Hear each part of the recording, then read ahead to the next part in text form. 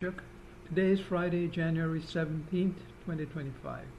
In recent times, it has often been increasingly asked whether TNT is indeed a real country. We've all seen the horrific stories of child abuse, but what about elder abuse, which is even more prevalent but not as widely recognized or reported? It is where the elderly are taken advantage of by those they trust. This is a warning to the elderly and those with life-threatening conditions. Neglecting a relative and not providing them with medical intervention during their final days, causing them to die sooner rather than later so they can inherit their money or property, is called negligent homicide. However, in Trinidad and Tobago, the person who becomes the executor of the estate can hold on to the property and bank statements ad infinitum with no repercussions. I've seen it happen to my wife when her brother became the executor of the mother's estate 40 years ago.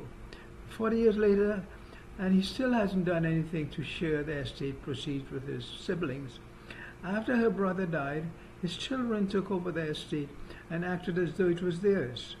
That is similar to what happened to my mother's estate. It began in 2014 after my mother was in a coma at West Shore Medical Center. I asked my two sisters, Dawn and Cindy, who ran the family's company, Choco Holdings, to have the company pay the $30,000 costs to admit her into the ICU. They refused. I paid West Shore. Thanks to the ICU doctor, Dr. Dean, she recovered and was sent home, and I hired two personal doctors, Dr. Dalla Costa and Dr. A, to visit her daily. But she was bedridden and unable to write, and her voice was barely audible. Dawn Ford, my sister, after neglecting our mother for years, suddenly became the most attentive child a mother could ask for, but her motive was purely self-serving.